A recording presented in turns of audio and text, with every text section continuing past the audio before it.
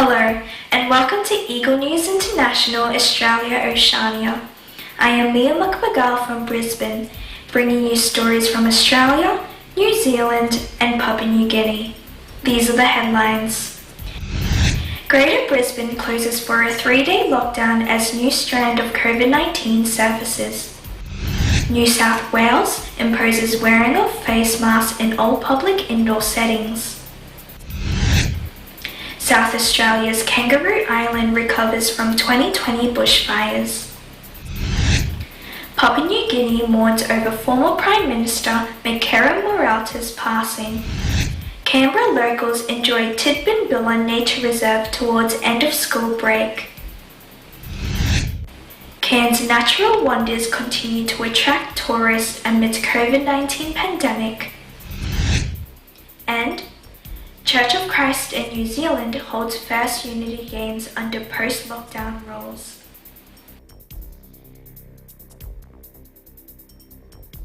We begin with some COVID-19 updates in Australia.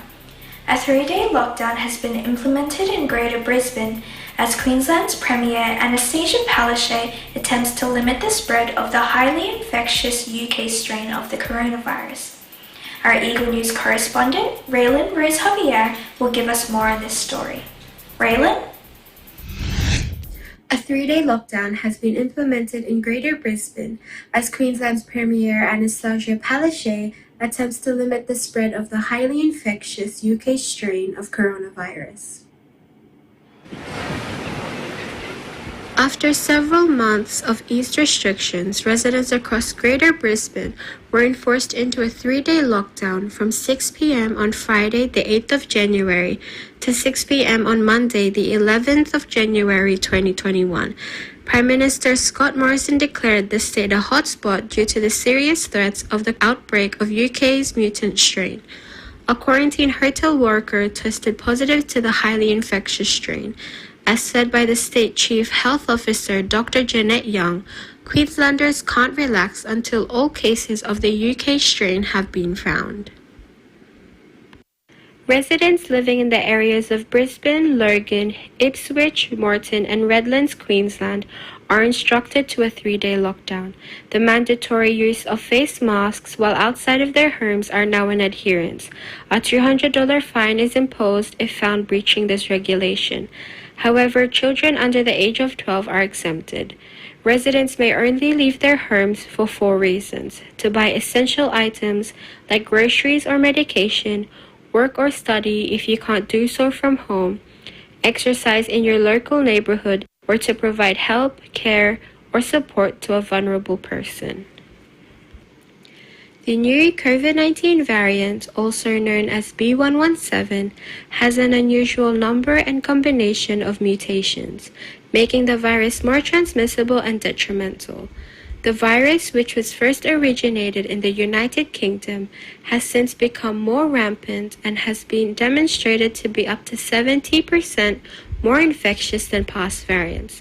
This variant's development means that the COVID-safe practices, such as the use of masks and social distancing, which in past were proven effective, may not fight against the new strain. Residents are told not to panic buy and to follow government restrictions such as social distancing, mask use, and proper hygiene measures. Reporting from Brisbane, Queensland, this is Raylan Rose Javier, Eagle News, we live in interesting times. Thank you, Raylan. Stay safe to all residents in Greater Brisbane. Now in Sydney, residents are forced to wear face masks in all public indoor settings, as restrictions are heightened amidst the re-emerging COVID cases in the state. Our Sydney correspondent, Donabel De Los Santos, will give us more updates on the coronavirus situation. Donabel? Sydney, Australia was not off to a great start for the new year 2021. As COVID restrictions have become more stricter, Greater Sydney has become a hotspot. The New South Wales government has further implemented the mandatory use of face masks in all indoor settings. The outbreak of coronavirus cases in December 2020 was derived from the northern beaches. a couple cases from Avalon was found diagnosed with COVID-19 and subsequently led to 17 more cases.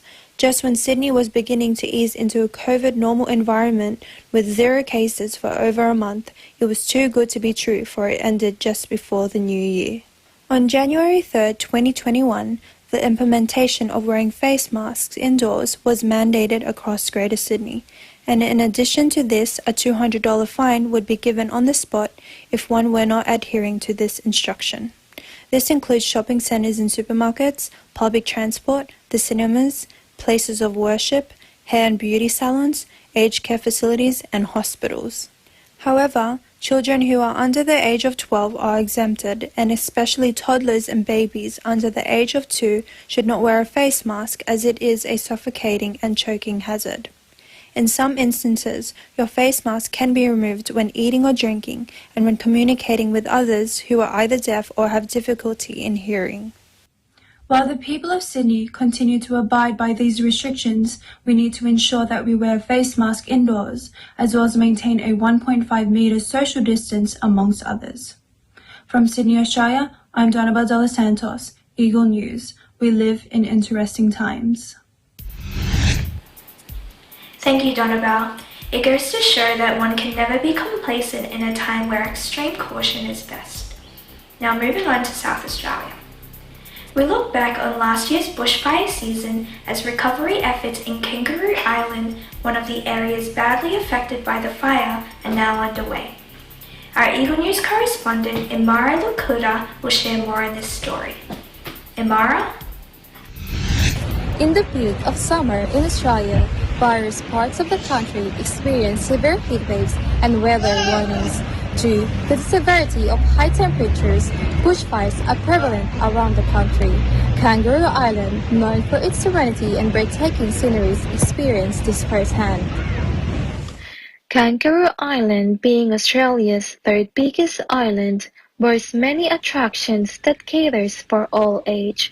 While the island is regularly impacted with bushfires, the 2019 to 2020 bushfire was prodigious compared to the past.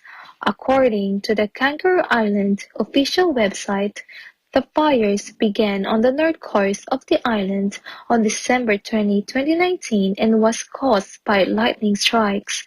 Subsequently, emergency service personnel managed to control and stop the spread within the span of 10 days.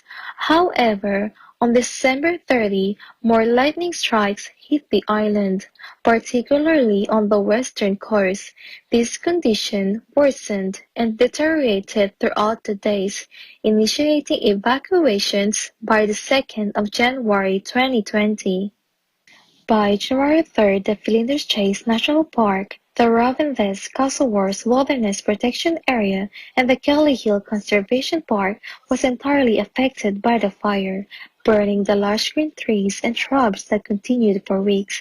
The bushfires were officially contained on the 21st of January 2020. The cleaning process started shortly as it was safe to do so, with some processes taking as long as 6 months. Many people volunteered to help. Even though the pandemic may have slowed down the recovery process, this encouraged positivity and unity amongst the locals. Celebrities also expressed their help by donating and raising awareness on their social media accounts. Visitors are also limited to where they can go in the reserve to further prevent damage of the auspicious nature and return of wildlife. 1 year has passed since the fire, and despite the island still showing damage, the popular tourist destination is gradually thriving. Visitors are now back to show support for the island and the residents whilst maintaining limitations to their visits. This is a promising outcome, boosting the business in the area and helping those who are still struggling from losing their livelihood. Though Kangaroo Island may have experienced devastation, it did not hinder the residents of the island from moving forward and facing the upcoming year with positivity.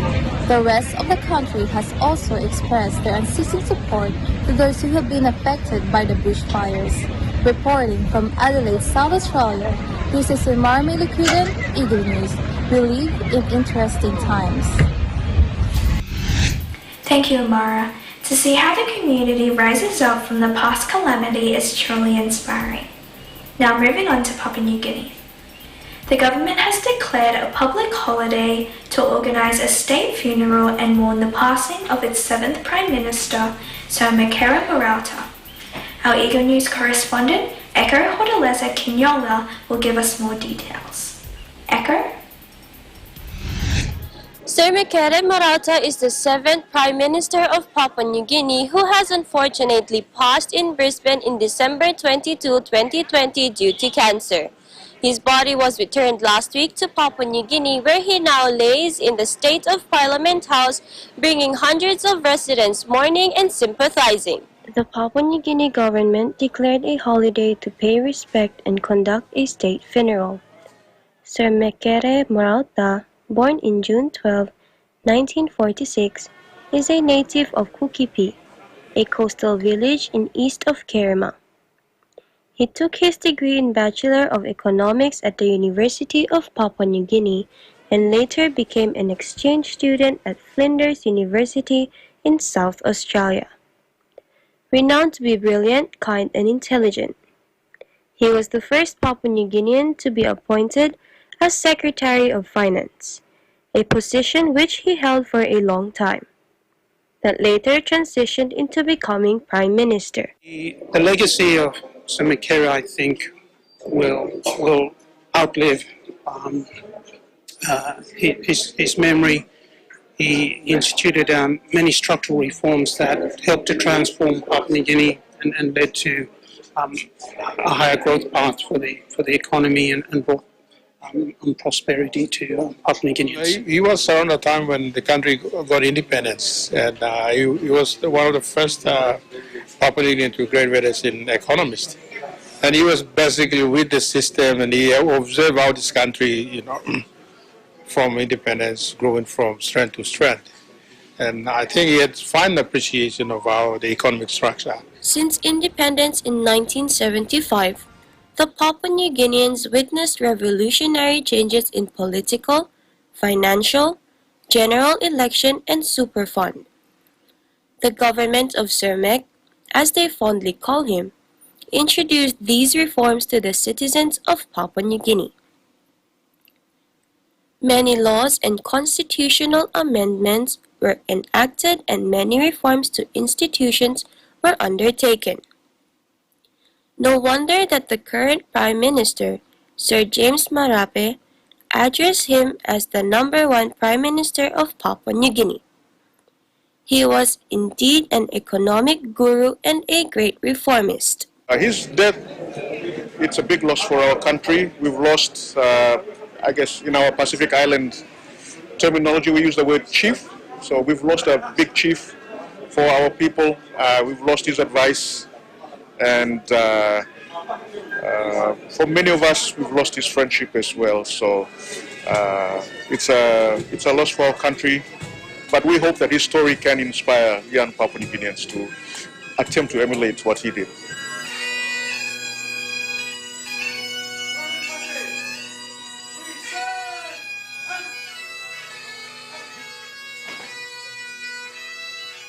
Farewell, Sir Mek. Thank you for making this country strong, independent, ensuring that the benefits of independence will flow to all Papua New Guinean citizens. Your legacy will live on in this land of the unexpected. The succeeding Prime Minister James Marape will pay tribute on behalf of the country. Sir Mekere Morauta will be buried in Port Moresby, Independence Hill. Reporting from Port Moresby, Papua New Guinea, Eko Hortaleza Kinyola, Eagle News. We live in interesting times. Thank you, Eko. We join you in honouring one of your nation's great leaders. Now after the break, we will learn how Canberra locals enjoy the Tidbinbilla Nature Reserve as the school break nears its end.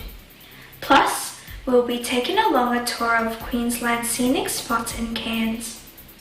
And let's witness the Church of Christ members in New Zealand as they enjoy their Unity Games amidst this new normal. All these when Eagle News International Australia Oceania returns. Stay with us.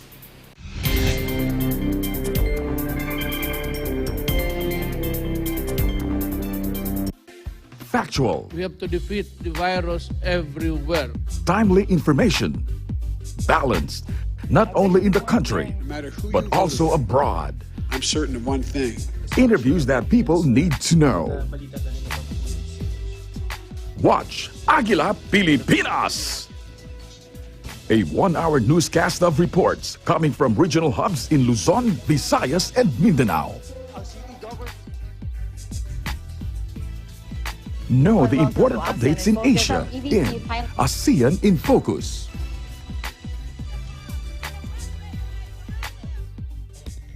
Track the latest stories in the provinces in Aguila Provincia. Tune into Mata ng Agila, the evening primetime news program of Net25. Balanced and objective, Mata ng Agila covers national and international issues, tackles news on business, health, science and technology, entertainment, sports and human interest features, and current events. And Eagle News International delivers the latest global reports, impartial, accessible, and up-to-date. It brings to fore EBC's rich international scope and access to valuable information streams. Well, thank you to thank our help outdoor. Catch these programs on Net25. You can also watch our news programs through eaglenews.ph and Eagle News Facebook page and YouTube channel.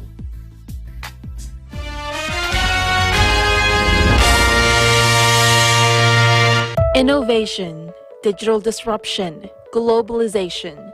Startups, micro, small, and medium enterprises, as well as large corporations, all face interesting challenges in the market today. Peek into the world of exciting opportunities and partnerships to drive growth with the latest business news and information. We are open for business. Join the conversations to create a more vibrant environment for entrepreneurship. Catch Open for Business every Saturday from 5 to 6 p.m. Open for Business, from vision to action. Events happen around us all the time, in our community, in our country, around the world. Events that affect people, move communities, or simply inspire us. Interesting events that people need to know. In these interesting times, we continue to be a competent partner in delivering news about these events. Fast, accurate, balanced. Eagle News, because we live in interesting times.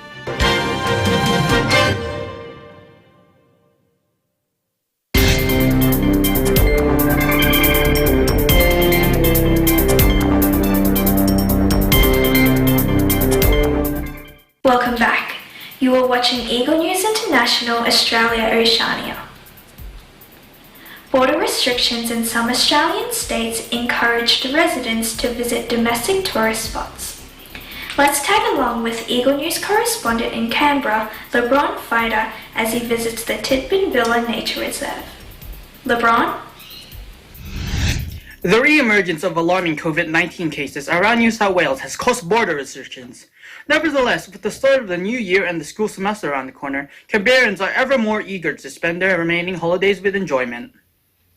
Places such as the Great Tidbinbilla Nature Reserve, located in the mountainous western region of the Australian Capital Territory, is a great way to enjoy the holidays. Tidbinbilla is home to a wide range of wildlife filled with diverse life and wonders to see.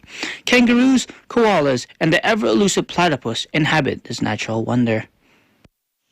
Across from the nature reserve, the great and majestic Gibraltar Falls can be found, a beautiful scenic spot with its pristine waterfalls and river, a perfect spot for a mid-lunch break and picnic. As the new year begins, let's welcome it with positivity and enjoyment. Despite all the threats that the COVID-19 pandemic may bring, be advised, be informed, and be notified to ensure your enjoyment does not compromise your safety. Reporting from Canberra, Australia, this is LeBron Feder. Eagle News, we live in interesting times. Thank you, LeBron. Australia's wildlife is like no other. And of course, we cannot get enough of that. Queensland's Cairns is famous for the wet tropics rainforest and one of the 7 wonders of the world, the Great Barrier Reef. Our Eagle News correspondent, Patricia Madronia, will take us on this trip. Patricia? Nestled in far north Queensland and bordered by forest-topped mountains and the crystal-clear ocean is the city of Cairns, a relatively small city in comparison to other tourist destinations in Queensland. Cairns is most well known for 2 things, the Great Barrier Reef and the wet tropics rainforest. We took a trip to Cairns amidst the pandemic to enjoy what the city had to offer. As with many other businesses, the tourism industry in Cairns adapted quickly to the coronavirus pandemic, implementing contact tracing measures to ensure the safety of the guests and workers. QR codes were posted all around the city and the many attractions to make the process of submitting personal details efficient for visitors. Places that we visited, such as restaurants, the aquarium, and scenic train ride, upheld social distancing as well to further mitigate the risk of spread. Our holiday in Cairns allowed us to soak in the beautiful natural sights that Cairns had to offer. We took the scenic train ride to the town of Kuranda, located on top of the mountains. We explored the town, visiting the small local shops and learning about its history before taking the sky rail down to the base. Being suspended high above the wet tropics rainforest was majestic and allowed us to truly appreciate just how expansive the rainforest mountain range was. A highlight of the trip was definitely scuba diving in the Great Barrier Reef. It was incredible visiting one of the 7 wonders of the world. The underwater world was breathtaking, seeing the various corals, clam, and fish. We went to a small floating pontoon on the outskirts of the reef and spent the day snorkeling. Our holiday in Cairns was spectacular. The various activities that we did, such as the Zoom Wildlife Treetop Challenge, jet boating, visiting the world-famous Fitzroy Island and its award-winning nudie beach, and just exploring the city are a must-try. We highly encourage anybody wanting to visit the city to try them out. Reporting from Gold Coast, Australia, this is Patricia Madronio, Eagle News. We live in interesting times. Thank you, Patricia. We look forward to the day where we can all physically tour there. Meanwhile, in New Zealand, the members of the Church of Christ organised their first Unity Games after the easing of COVID restrictions. Our Eagle News correspondent, Greg Besser, has the full story. Greg? Due to its effective response against COVID-19, the New Zealand government has lifted its movement restrictions after it went to a number of lockdowns this year. Big events like sports can now all take place with no restrictions of numbers in terms of attendance. In this post-lockdown environment, members of the Iglesia Ni Cristo Church of Christ in this country conducted their first and last sports event in the year 2020, dubbed the New Normal Unity Games. Members of the church belonging to congregations in the North Island in particular gathered at Tiawamutu Waikato to manifest their unity and brotherhood through sports. The New Normal Unity Games was held on 27th and 28th of December, wherein members of the church enthusiastically participated in their games of preference. Other than basketball and volleyball, they also competed in bowling, badminton, dama, Scrabble, dart, and chess. There were even swimming lessons and fun games for the children who were thrilled to be part of such entertaining activities. Some of the highlights of the 2-day sports event were the parade of players of different teams, during which they showed off their respective team banners and uniforms, the cheerleading competition, which was energetically participated by both young and old members, and the tug of war, the test of strength for men and women. Though players in different sports showed their competitive skills in their games, they were all patient and determined enough to abide the rules of fair game, as they enjoyed playing with a spirit of camaraderie and brotherhood. On the other hand, under the new normal, spectators were required to wear masks and undergo body temperature scanning. Those who were sick or feeling sick were strictly prohibited to attend the event. Either they would be playing or just watching.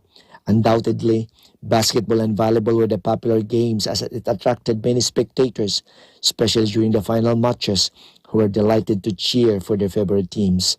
After a long wait of holding such sports event due to movement restrictions caused by the pandemic, members of the church expressed their gratitude to the church administration for allowing the New Normal Unity Games to happen. We are very thankful to the church administration through the leadership of Brother Eduardo V. Manalo and Brother Angelo Iranyo Manalo, overall chief coordinator, for allowing us this endeavor, a New Normal Unity Game under the safety protocol. Among members and congregations of the church all over the world, those who are based in New Zealand were the first ones to conduct the New Normal Unity Games amid the continuing deadly threat of pandemic. Reporting for Eagle News New Zealand Bureau, this is Greg Bessa. We live in interesting times. Thank you, Greg. Hopefully soon, Church of Christ members all over the world can also enjoy that. And that's the end of today's program. Thank you for watching Eagle News International Australia Oceania. Join us next week as we share stories from our bureaus across Australia, New Zealand and Papua New Guinea. Visit our websites on eaglenews.net and eaglenewslive.com. Follow us on twitter.com/eaglenews and on facebook.com/eaglenews.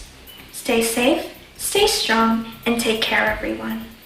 From Brisbane, Australia, I am Mia Makapagal, Eagle News, and we live in interesting times.